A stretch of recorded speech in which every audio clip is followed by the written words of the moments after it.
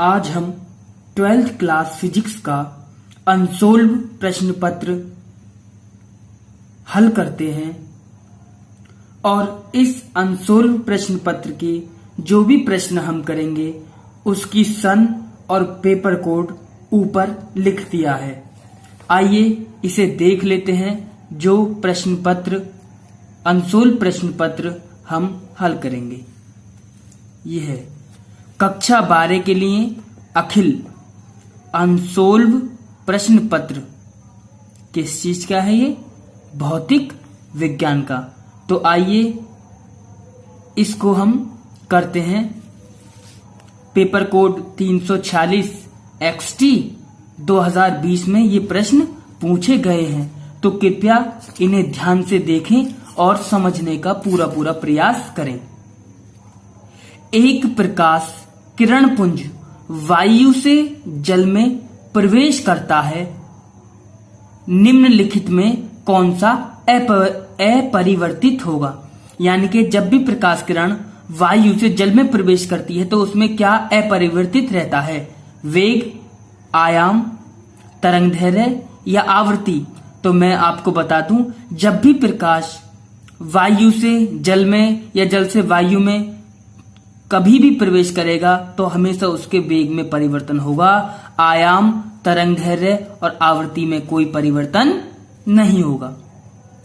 PN संधि diode के अक्षय परत में होता है केवल कोटर, केवल इलेक्ट्रॉन, इलेक्ट्रॉन व कोटर दोनों, ना तो इलेक्ट्रॉन ना ही कोटर। तो मैं आपकी जानकारी के लिए बता दूं, पीएन संधि डायोड के अक्षय परत में ना तो इलेक्ट्रॉन और ना ही कोटर होते हैं, क्योंकि पीएन संधि डायोड कुछ इस तरीके का होता है।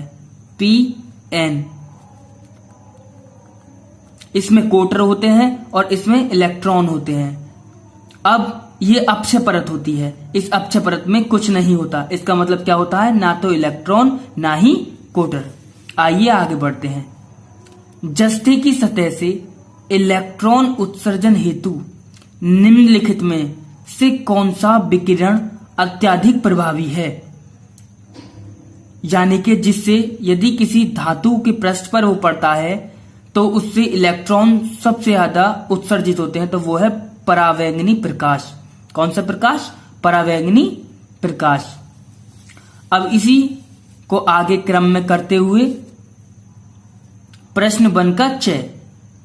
एक कुंडली के सिरों के बीच 40 वोल्ट का प्रत्यावर्ती वोल्टेज लगने पर इसमें 80 मिली एम्पियर की धारा प्रवाहित होती है। कुंडली का प्रेरणिक प्रतिघात होगा। तो हमें क्या निकालना है? प्रेरणिक प्रतिघात कितना होगा? 500 ओम या 2 × 10⁻³ ओम, 20 ओम या 3.2 ओम। तो आइए हम इस बहुविकल्पीय प्रश्न को हल करते हैं। एक कुंडली के सिरों के बीच 40 वोल्ट का प्रत्यावर्ती वोल्टेज V बराबर कितना? 40 वोल्ट प्रत्यावर्ती वोल्टेज लगने पर इसमें 80 मिली एम्पियर की धारा, I बराबर 80 मिली एम्पियर, और 1 मिली एम्पियर बराबर होता है 10⁻³ एम्पियर। 80 × 10⁻³ एम्पियर। कुंडली का प्रेरणिक प्रतिघात होगा। प्रेरणिक प्रतिघात होता है प्रेरणिक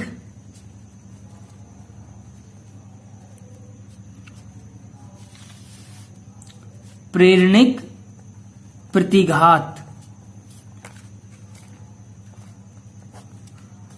ये होता है XL। क्या होता है? XL। और हम जानते हैं कि XL बराबर होता है ω/L, और हमें जो ये XL होता है ये प्रेरणिक प्रतिघात होता है, और ये किसके बराबर होता है? XL इक्वल होता है ω/L के। अब हम एक फॉर्मूला जानते हैं कि I इक्वल्स टू होता है V/ω/L।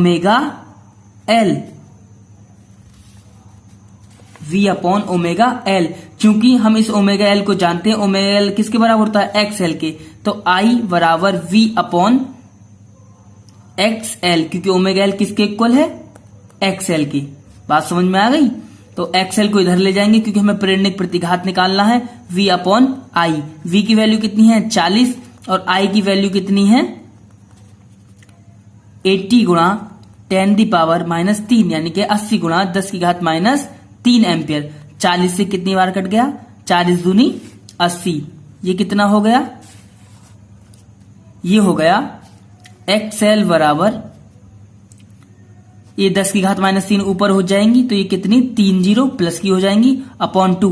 2 से 1000 कितनी बार गया 500 बार, तो एक्स एल बराबर 500 क्या होगा, प्रेरणिक जो प्रतिघात है इसका जो मात्रक होता है वो होता है ओम।